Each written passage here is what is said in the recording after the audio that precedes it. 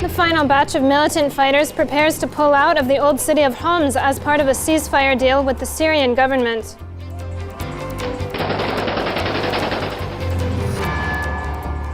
Pro-Russian activists in Donetsk ignore Putin's calls to delay an independence referendum, pledging to hold the vote on May 11th.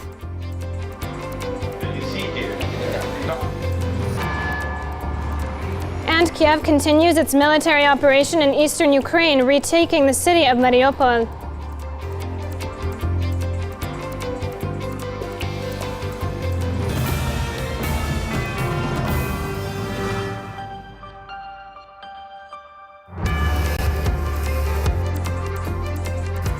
Good evening and welcome to Aletija World News. I'm Mariam Khaddar.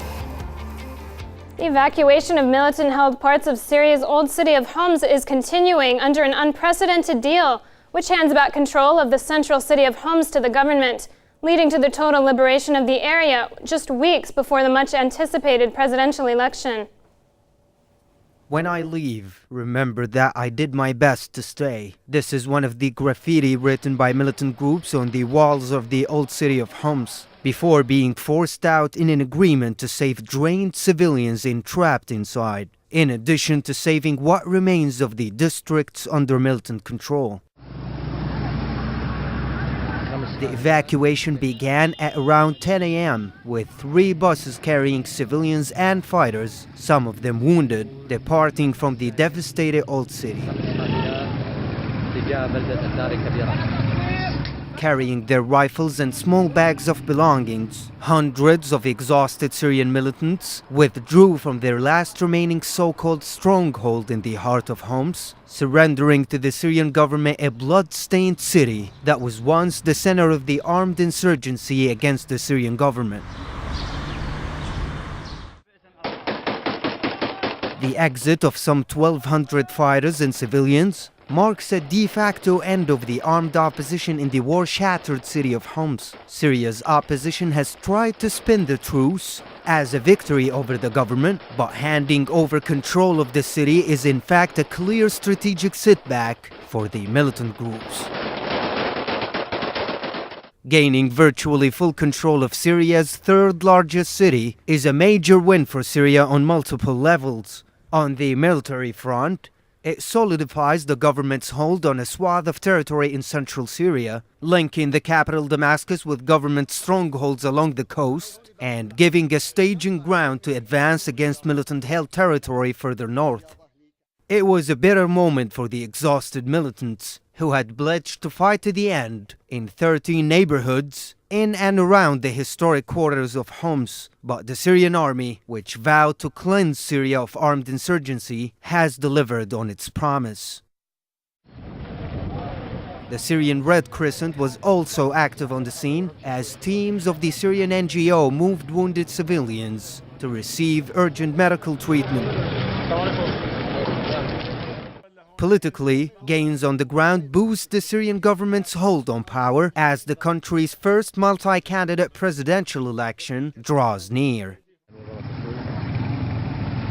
Under the agreement, relief aid will be allowed into 2 Shia-majority towns in Aleppo province, Nobel and Zahra, where some 45,000 people have been under militant siege for more than 2 years. According to activists, vehicles carrying aid have started to enter the 2 towns, much to the delight of the distraught residents.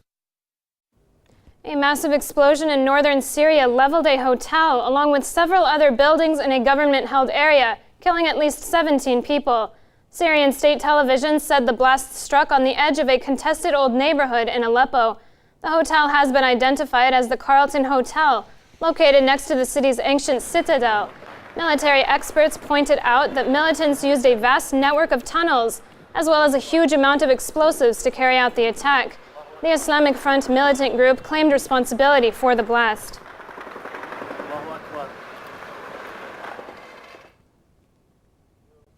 Following a meeting with the leader of the foreign-based Syrian National Coalition, Ahmed al-Jarba, the U.S. Secretary of State John Kerry said that the United States was committed to supporting the SNC. Jarba's visit to Washington coincides with the U.S.'s decision to recognize offices belonging to Syria's main opposition group as a foreign mission. On Wednesday, Jarba called on Washington to provide militants fighting the Syrian government with more advanced weapons.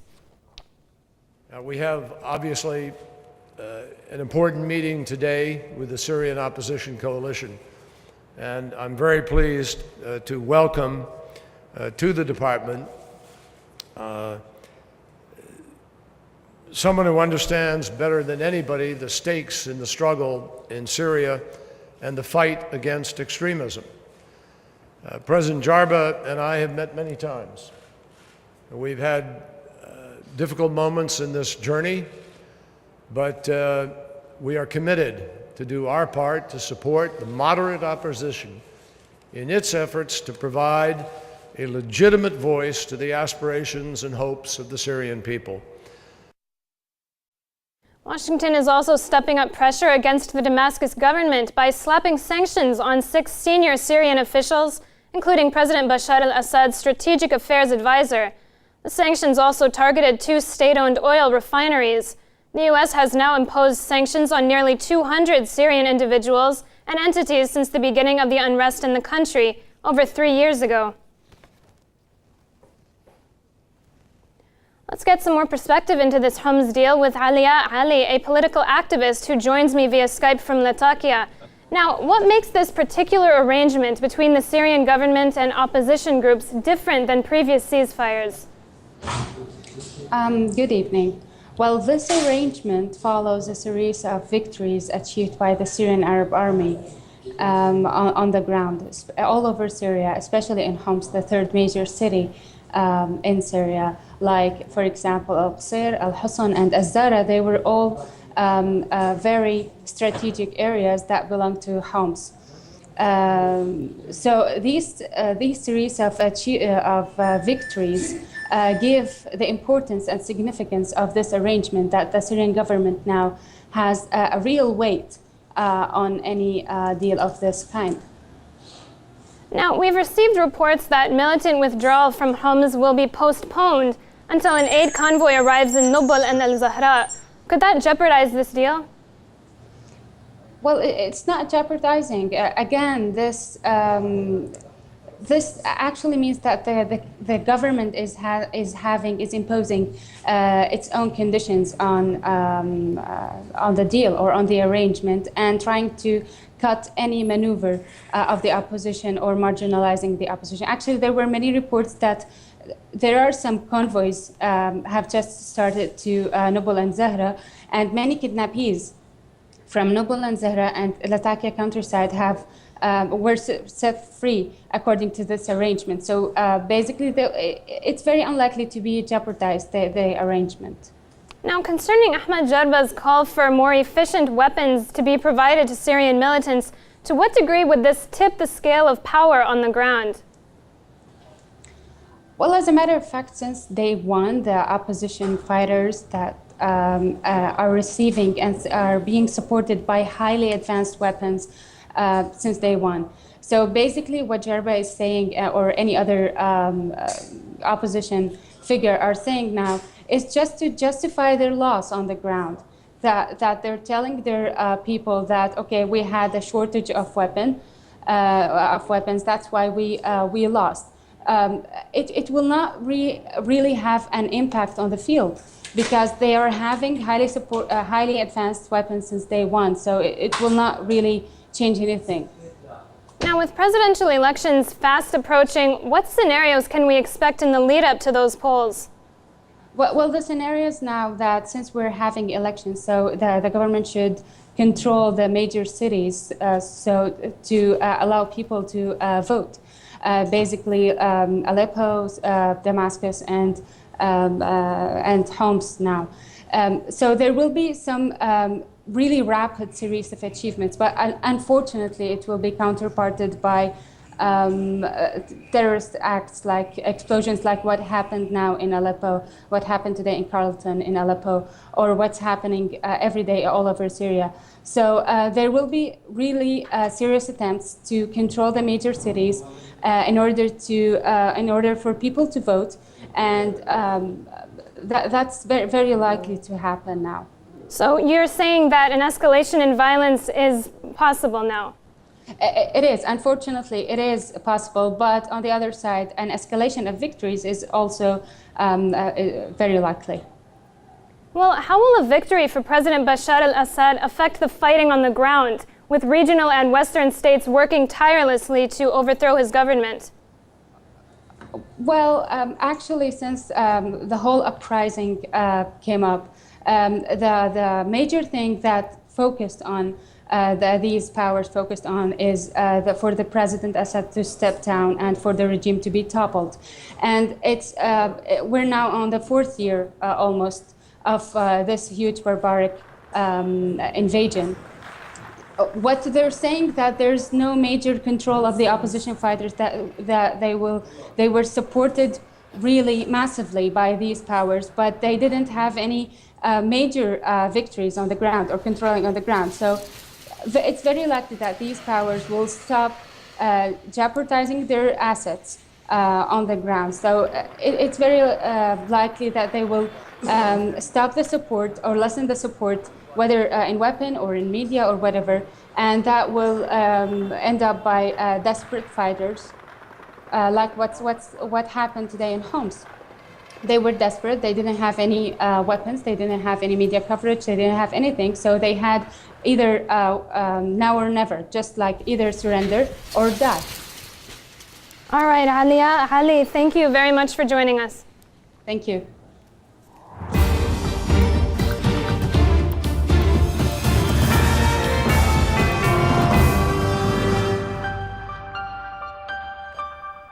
Determined to gain autonomy, pro-Russian activists in eastern Ukraine have announced their intention to move ahead with an independence referendum over the future status of the self-proclaimed Donetsk People's Republic. The move comes despite calls by Russian President Vladimir Putin to postpone the May 11th vote in order to create the necessary conditions for dialogue.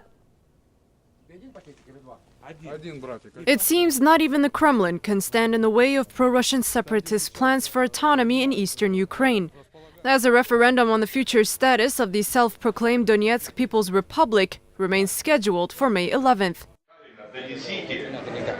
Defying calls by Russian President Vladimir Putin to postpone the vote in order to provide necessary conditions for dialogue, anti-Kiev demonstrators from Donetsk and Luhansk voted unanimously on Thursday to go ahead with the referendum. There was a vote on it, and this vote, the decision not to postpone the referendum, was passed. The referendum will be held on May 11 because of the ongoing military action in the towns of the region against the backdrop of the genocide that happened in Odessa. The mood for holding the referendum is only rising, and not to postpone for any reason. Considering the information from the Central Election Committee as well as the expert opinion and appeals from the residents of the Luhansk region, the Luhansk Council announced that the referendum on May 11 will remain unchanged with one question. Meanwhile, the European Union weighed in on the announcement, warning that such a vote could have no democratic legitimacy and would only further worsen the situation. We strongly emphasize that such referenda should not take place neither on 11th of May or any other later date, because, as you know, the European Union fully supports territorial integrity of Ukraine, and such unauthorized local referenda have no democratic legitimacy and can only lead to further escalation. And to make matters worse, officials in Kiev promised to press on with their anti-terrorist campaign, particularly in the regions of Donetsk and Luhansk. Tensions are already running high across this region. Dozens of people have been killed in recent clashes, and the fear now is that Ukraine could slide into full-blown civil war. The Russian military has test-fired several ballistic missiles overseen by Russian President Vladimir Putin as part of military drills aimed at countering a nuclear strike. The Russian military fired a Topol intercontinental ballistic missile from its northern test site in Plesetsk. It also launched several shorter-range missiles from its submarines in the Northern and Pacific fleets. The drills demonstrated how the missile corps, artillery, aviation, and anti-aircraft defenses can be used to confront any attack by an enemy. The planned drills come ahead of the May 9th celebrations dedicated to a victory in World War II. Great Britain has deployed a destroyer to track a Russian aircraft carrier sailing close to its coastal waters. A spokesman from Britain's Ministry of Defense said HMS Dragon had been activated on Wednesday in response to the approach of a Russian task force, including Russia's only aircraft carrier. The move is the latest in a series of underlying tensions between London and Moscow.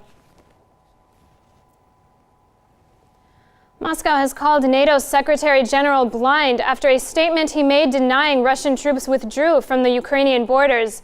NATO Secretary General Anders Fogh Rasmussen posted a comment on his Twitter account contradicts Russian President Vladimir Putin's claim that Moscow had reduced its troop levels along Ukraine's eastern border. Meanwhile, Kiev has vowed to continue its military operation in eastern Ukraine in a bid to quash pro-Russian activists who are demanding autonomy. This as Russia announced that Ukraine has amassed up to 15,000 troops along its border. Government operations in eastern Ukraine are in full swing, as the government in Kiev has insisted that its troops will continue military operations against pro-Russian activists, overlooking the regional referendum in Donetsk set to be held on May 11th. The chairman of the Ukrainian Security Service, Andrei Parubiy, who made the announcement, said that the counter-terrorist operation will continue unhindered, irrespective of any decisions to be made by different sabotage and terrorist groups that are operating in the Donetsk region. In another sign that Kiev may be flexing its military muscle, the Russian Defense Ministry announced that Ukraine has amassed 15,000 troops along its border with Russia. Meanwhile, in the eastern city of Mariupol, Ukrainian troops retook control of City Hall after attacking protesters. At least one person was killed and 2 others injured near a checkpoint in Luhansk. However, separatists in Donetsk are looking to mend fences with Kiev. Co-chairman of the Donetsk People's Republic government, Denis Pushilin, has expressed willingness to engage in negotiations with authorities in Kiev in a bid to prevent further bloodshed in the country. We have never rejected any talks. We have always been involved. But regrettably, Kiev has always deceived us. It means that Kiev has not implemented its agreements. Its signatures and words are worth nothing. But for the most part, anti-government activists are remaining defiant, continuing to occupy buildings seized from authorities and demanding that Kiev's troops retreat from the eastern parts of Ukraine following a week of bloody battles. Robert Olds, a political analyst based in London, joins me now via Skype to discuss this independence referendum in eastern Ukraine further. Now, what are the implications if the independence referendum goes ahead on May 11th? Well, it's likely that people will vote against having closer ties with the Kiev authorities. People are very upset there that the legal government of Ukraine was overthrown in a Western-backed putsch, a coup.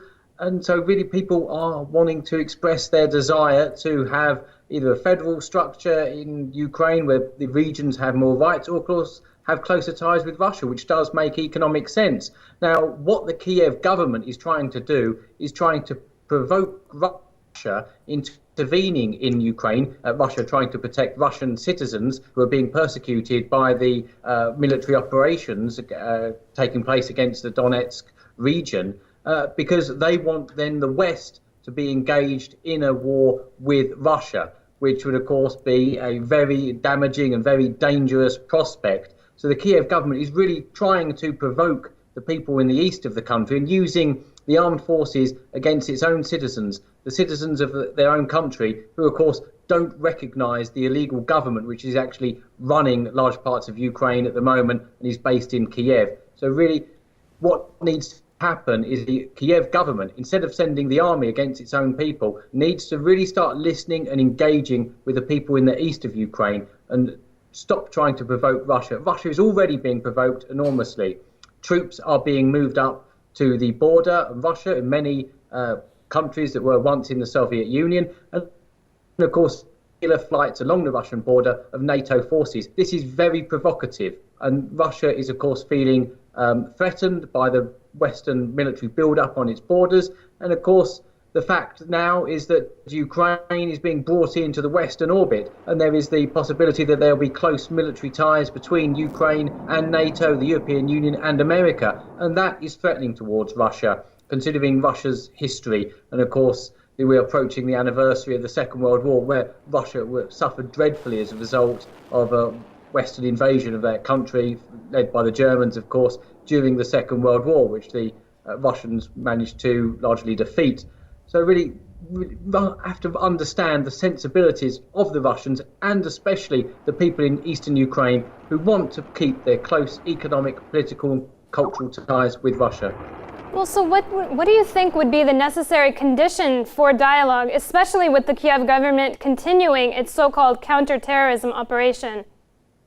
Well, it's very ironic that the Kiev authorities use the word counter-terrorists when, of course, they took power in a military, Western-backed coup, used physical force, violence to overthrow a democratically elected government. They then seized power. That on the streets of Kiev, there are armed gangs patrolling the streets, making sure that the government is propped up. And they're calling people who are protesting against their illegal coup terrorists. That is absolutely ridiculous. The terrorists really are the ones who overthrew President Yanukovych. They could, if they wanted to vote him out in office, they could have done so the following year in 2015, February 2015, when their presidential election was due. The people in the east of Ukraine feel threatened, they feel undermined, they feel that they're a persecuted minority. They're very worried that closer ties between the Ukraine and the European Union will actually harm their economic interests. So what the Kiev government really needs to start doing at the moment, or Kiev regime, which would be a better way of describing it, really needs to start doing is engaging in serious talks with the people of the Donetsk region, the people in the east and other southern parts of Ukraine, not sending in the armed forces, making sure that their rights are protected, and reviewing every single policy, including closer ties with America and the European Union and NATO, because that worries people in the east. They feel that their links culturally, economically, religiously, and of course, perhaps even politically, lie with Russia. So it needs to recognise the diversity of Ukraine. Ukraine cannot be forced into the Western camp because the people in the East just will not tolerate it. So there needs to be dialogue, but what needs to happen is that the troops should not be used against the citizens of eastern Ukraine. It is absolutely wrong that the armed forces are being used by the Kiev government against protesters who are just, in a sense, protesting against an illegal regime. All right, Mr. Robert Old, political analyst, thank you very much. Thank you.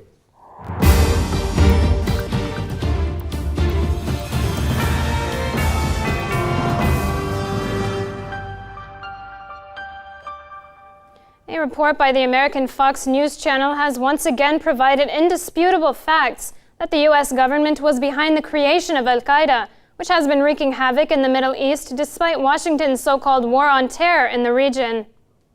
Is the United States supporting Al-Qaeda in Syria? The answer is yes. Fact number one, there is no question that Al-Qaeda fighters are part of the opposition forces attempting to overthrow Syria's government. Fact number two, the creation of Al-Qaeda wasn't Islamic fundamentalism. It was the CIA. The Mujahideen was created by the CIA to cause problems for the Soviets. And you might say that's crazy talk, right? Here's Secretary of State Hillary Clinton. To be fair, we had helped to create the problem we're now fighting. How? Because when the Soviet Union invaded Afghanistan, we had this brilliant idea that we were going to come to Pakistan and create a force of Mujahideen, equip them with Stinger missiles and everything else to go after the Soviets inside Afghanistan.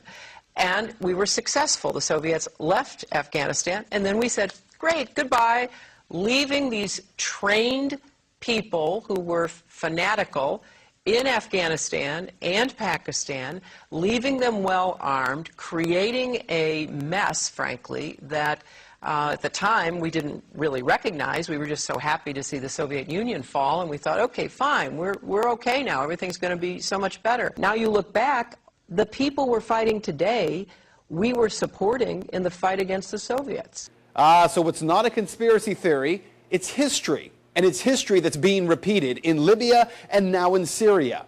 But there is a bigger problem here, one that every American should be questioning.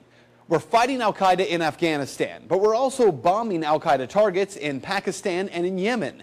And as we do that, something occurs known as collateral damage. Hundreds of civilians in Yemen have been killed in just the first half of 2012 by U.S. airstrikes aimed at al-Qaeda fighters. We also have a history of kind of moving in and out of Pakistan. I mean, let's remember here, the people we are fighting today, we funded 20 years ago. And we did it because we were locked in this struggle with the Soviet Union. They invaded Afghanistan, and we did not want to see them control Central Asia. And we went to work. And it was President Reagan in partnership with the Congress, led by Democrats, who said, you know what, sounds like a pretty good idea. Let's deal with the ISI and the Pakistani military, and let's go recruit these mujahideen. And let's get some to come from Saudi Arabia and other places, importing their Wahhabi brand of Islam so that we can go beat the Soviet Union. And guess what? They retreated. They lost billions of dollars, and it led to the collapse of the Soviet Union. So there's a very strong argument, which is, it wasn't a bad investment to end the Soviet Union, but let's be careful what we sow because we will harvest. And we now are making up for a lot of lost time. So what you need to know tonight is heavy. Our government is bombing sites around the world in an ongoing war with al-Qaeda. In Iraq, where al-Qaeda had no presence before the U.S. war, al-Qaeda is now thriving. The same al-Qaeda, yes, created by the U.S. government in order to harm the Soviets. And today, at least 13,000 civilians in Afghanistan are dead as a result of that war with al-Qaeda. So with all respect to Ms. Fitzgerald from the Irish Times, this is not propaganda. Rather, it is the question that every American should be demanding answers on from Congress and from this president. Why are we giving al-Qaeda fighters money and weapons to overthrow yet another government in the Middle East? Today, our government claims they're freeing the people of Syria. Tomorrow, if history tells us anything, we will be killing and wounding civilians in airstrikes and then referring to them as collateral damage in a war with an enemy who we brought to power. Earlier, we spoke to political analyst Mr. Maher Salloum about the implications these new revelations will have on Washington's credibility. Now, what has been going on since 1979, they have created the whole mess in the whole world. This key terrorist group, but definitely the most powerful terrorist group so far, or the group in the whole world, this group that has instigated or was pictured or viewed by the international media in September 11 as vital attackers towards the national security in the United States on the World Trade Centers and the Pentagon and the White House and different kinds of important spots actually strategically or security-wise inside the United States. So what the Americans have done was a total failure. She shouldn't have been proud of what she says. I meant Mrs. Clinton. This is an arrogant attempt to vitalize actually the strategy or the foreign diplomacy of the United States. Unfortunately, they have failed from the day one in 1979 until Syria today, because their whole plan was consecutively to go ahead, one nation after the other, where they had national or international interest actually, according to their own vital and strategic interest in coordination with the Israelis, let's say, in the Middle East today. Now, Syria is not the only important spot. Iraq was a big spot in 2003. They involved al-Qaeda towards Saddam Hussein in order to publicly hurt his image and then destroy Iraq and try to invade Iraq, and they have done that. Not only as a Lebanese American, but as an ambassador for peace under the United Nations umbrella. I would like to seek justice against the US administration, trying the US administration so far, even from the day that when President Carter or Reagan was there, even though he has died now and he's passed away, Reagan, but the current presidents in the United States and the US administrations should be tried under the Hague Convention or any international under the United Nations umbrella in the whole world. This has been a major atrocity, a major tyranny, a major terrorist act by the United States, CIA, and international agencies.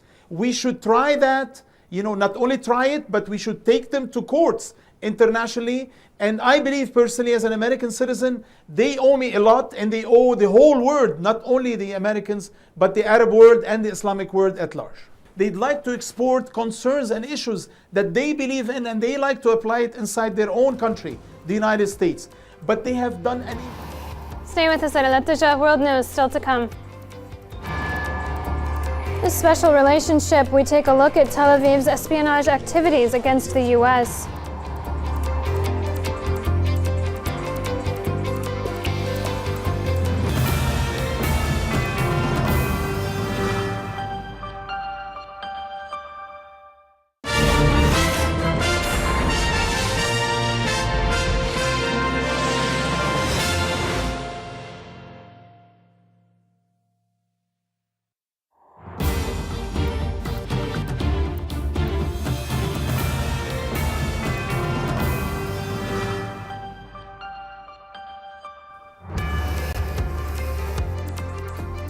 Welcome back. Our top stories this hour.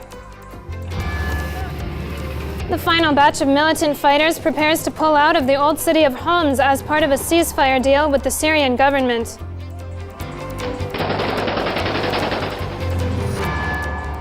Pro-Russian activists in Donetsk ignore Putin's calls to delay an independence referendum, pledging to hold the vote on May 11th.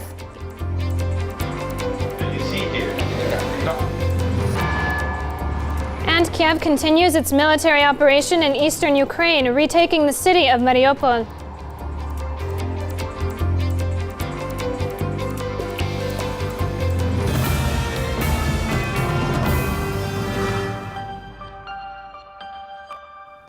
A U.S. briefing has revealed that Tel Aviv's espionage activities against Washington have reached an alarming level, with its main targets involving industrial, nuclear, and technical secrets. It looks like Washington's peeping Tom is getting a taste of its own medicine by its own best friend. A recent report composed by former congressional aides and CIA employees reveals that the Israelis have been spying on the United States for decades. Israeli espionage activities have been described by Newsweek magazine as reaching an alarming level, with the main targets involving U.S. industrial, nuclear and technical secrets. Although these revelations come as little surprise to lawmakers on Capitol Hill, it was made clear that no other country is taking advantage of the U.S. security relationship like the Israelis. The briefing has, for the most part, remained secret, but U.S. government officials cited intelligence sources which described employees belonging to Israeli companies who were working in collaboration with American ones and getting their marching orders from Israeli intelligence agencies. The briefing comes at a time when the Israeli entity is attempting to gain visa-free entry into the United States for its citizens. But the debate inside the House of Representatives, House Judiciary and Foreign Affairs Committees over granting Israelis visa exemptions has turned into a debate over Israeli loyalty.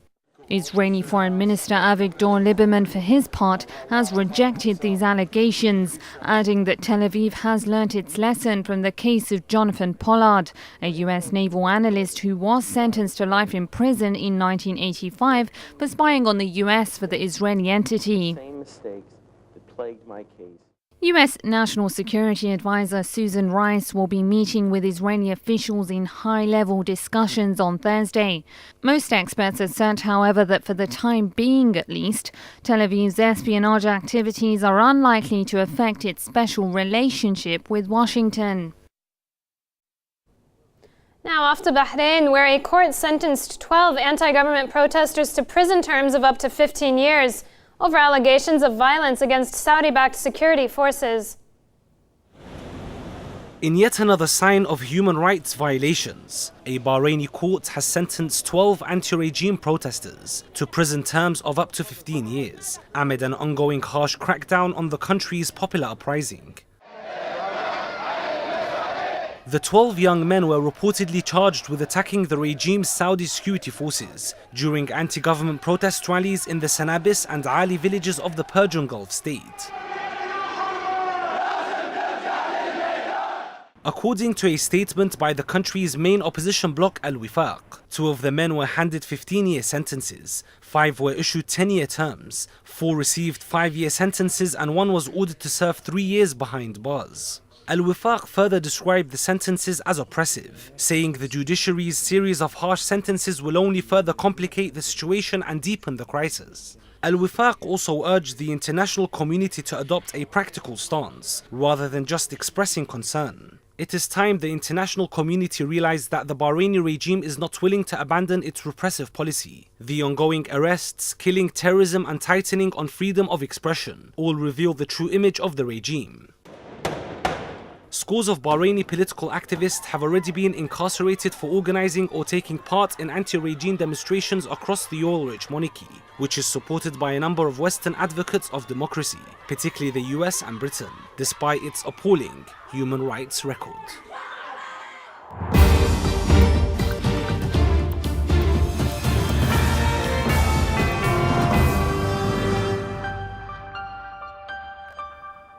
The intelligence chief in Libya's Benghazi was killed by gunmen in what marks the latest in a string of attacks against security officials in the restive city.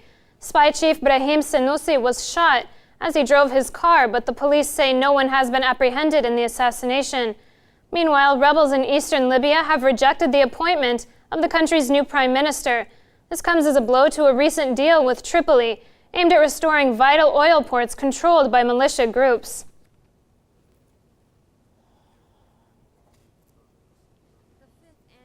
Premier to lead Libya since the fall of Muammar Gaddafi will certainly have his hands full, as militants in the east of the country are making their presence felt. Islamist-backed businessman Ahmed Matik was appointed last week after a chaotic vote in Libya's parliament. But the appointment of the 42-year-old leader has not only come at the disapproval of lawmakers in Tripoli. This eastern rebel movement, which has kept two major oil export terminals shut down, has refused to recognize a new PM, claiming that he did not come to power legally. Matik's predecessor reached an agreement with the rebels to reopen 4 of the ports which the rebels control in the east. However, they refused to cooperate with the new government in Tripoli. The deal looks likely to be halted. In return for the reopening of Ras Lanuf and As-Sidar ports, rebel leaders may demand a federal system, which would entail sharing power and oil wealth between the regions. This would be an impossible demand for a weak central government in Tripoli, fully dependent on oil exports. While Tripoli has failed to approve a budget this year, oil exports, which stood at 1.4 million barrels per day last summer, have been cut to 250,000 barrels per day. The government has also struggled to assert its own authority over a country overwhelmed by gun culture and rival militias. Although Libya is among the world's top 10 oil-producing countries, it has failed to allow its wealth to trickle down to the population of just over 6 million. Joining me now via Skype from London to discuss Libya's latest is Hafsa Kara Mustafa, an Africa affairs expert.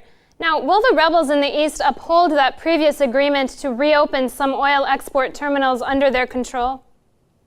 Well, I mean, at this point, it's just a game of give and take, really, and it's unlikely that they'll refuse in terms of negotiations, but what they will do is a different matter. Even within the militia groups, there is complete chaos and there is no respect of hierarchy, so no one is really speaking on behalf of these militias. So one militia member may be saying something and agreeing with government members, but it doesn't mean that on the ground that's going to be applicable. So I think at this point we don't really know how this is going to be applied.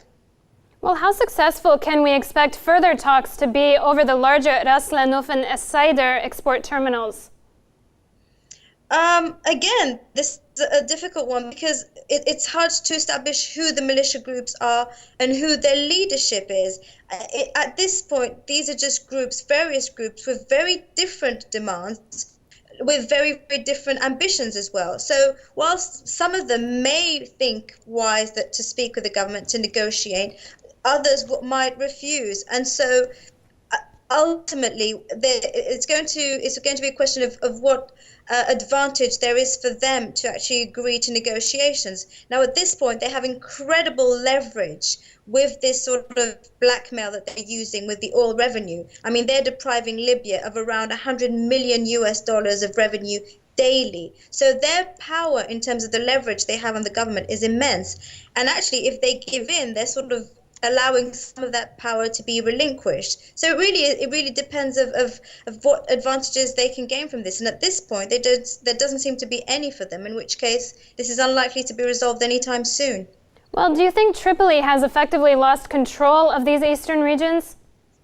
I think Tripoli lost control pretty much as soon as the fall of Gaddafi happened. With a NATO intervention, with a bombing campaign that led to the inevitable power vacuum, all law and order disappeared from Libya, and that was almost apparent from day one.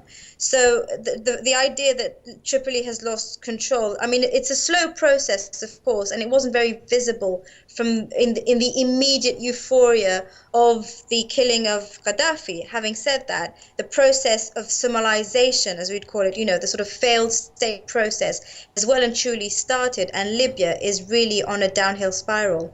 All right, Ms. Hafsa Kara Mustafa, thank you very much for being with us. Thank you.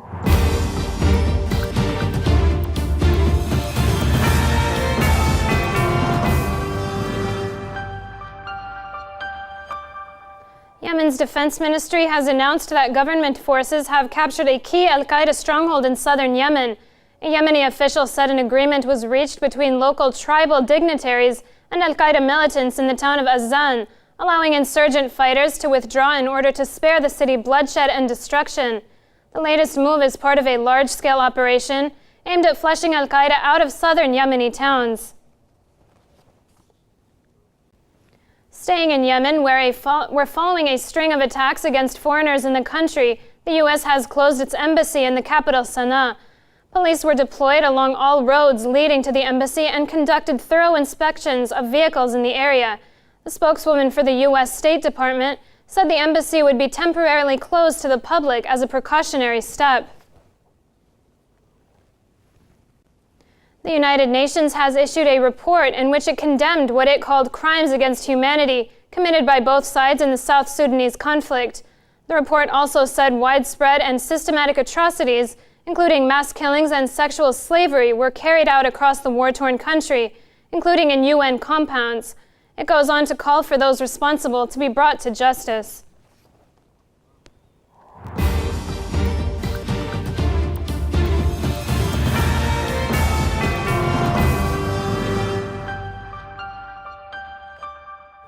Hundreds of firms are showcasing their capabilities at this year's annual 4-day International Oil and Gas Exhibition, hosted in the Iranian capital, Tehran. Our correspondent Hussein Dabash attended the event and filed this report. The 19th International Oil and Gas Exhibition, organized in the Iranian capital Tehran, continues to attract thousands of visitors each day from both Iran and abroad. Hotels in the capital are fully booked, and traffic, whether on foot or by vehicle, can be seen for miles leading up to the exhibition center. Over 600 foreign energy companies from 32 countries and 1,200 domestic ones are taking part in the 4-day event. Fossil fuel energy firms, which include companies from the US, Europe, and Russia, are displaying their products in the Islamic Republic. I took the opportunity to visit this oil and gas exhibition to see what was going on. I find the fair very interesting. We've talked to Petropas, we've talked to Mapna Group, and we've seen how they can contribute to our country in the area of investing in oil and gas exploration and in refining and other areas of interest they may have. So we have invited them to come to Accra, Ghana, and see the opportunities there. We hope they will follow up and come and see. Engineering, producing, technical, and consulting companies from the oil and gas sector are eager to showcase their capabilities. Much of the enthusiasm can be attributed to potentially lucrative contracts which are up for grabs following the implementation of the interim agreement between Iran and world powers in January over Tehran's nuclear energy program. The deal, which involves the easing of unilateral sanctions against Iran, has foreign companies lining up to do business with the Islamic Republic. The sanction was, I think it was a good opportunity for us. Even it has a many unbelieved effect on my country, even some essential problem it was affected. But at the same time, it was an opportunity for my company and my country, because now our clients that are mostly oil industries are looking for the local companies. Good Akhtar Industries Development and Renovation has played an important role in independence in oil and gas equipment in Iran petroleum sector.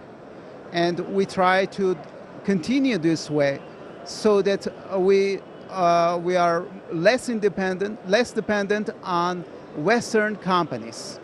Others in Iran's oil sector expressed their optimism over working with large Western companies in the near future. It's better we have a scenario to combine the Iranian and foreign well-known company to do our project in Iran. So we are trying to follow this scenario for using the know-how and technology of engineering of foreign company. The foreign and domestic companies that registered for this year's fair was triple that of last year's turnout. That comes as little surprise given the fact that Iran holds the world's third largest proven oil reserves, totaling 560 billion barrels. In addition, the country has the second largest gas reserves in the world after Russia, with which it supplies several countries in the region with fuel. Like every year, this exhibition aims to show Iran's progress in the various oil industries. Now, the most obvious message of this year's exhibition is that Iran is independent and it can grow all by itself despite international sanctions targeting its most important export. Reporting for Al-Ittijah TV, Hussein Dabash, Tehran. While the anti-government protests in Venezuela seem to be losing steam, the country's National Guard rounded up hundreds of protesters after it moved in on their camps and ended the weeks-long occupation of downtown Caracas. At first glance, the scene may be reminiscent of a battlefield, but this is a street in the Venezuelan capital Caracas, following a pre-dawn raid. Early Thursday morning, troops were picking up all that was left of 4 protest camps that security forces had raided. Hundreds of anti-government protesters were arrested after weeks of blocking traffic along a main avenue of the capital. I heard loud noises at 3 a.m. and the neighbors downstairs said they were arresting all the youth activists. I didn't see anything because the guard wanted to arrest anyone that got too close. Venezuela's Interior Ministry told state television that the students were using the camps as a base of operation to stage violent protests in other parts of the city. We have arrested 243 people that were removed from Regional Number 5 in the morning. We will begin the initial interviews and we will take people to court to begin to close this chapter of violence, as the situation here was unsustainable. According to official figures, 41 people have been killed and nearly 800 injured after violent protests erupted in February against the government of President Nicolas Maduro. However, the near-daily protests, which saw clouds of tear gas and barricades of burning trash and tires, quickly died down after most opposition sympathizers realized that the democratically elected Maduro is unlikely to be pushed out of office. You've been watching Al-Ittijah World News. Here's a last look at our headlines. The final batch of militant fighters prepares to pull out of the old city of Homs as part of a ceasefire deal with the Syrian government.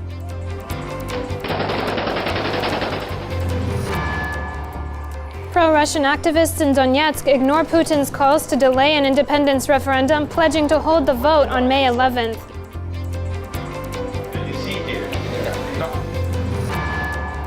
And Kiev continues its military operation in eastern Ukraine, retaking the city of Mariupol.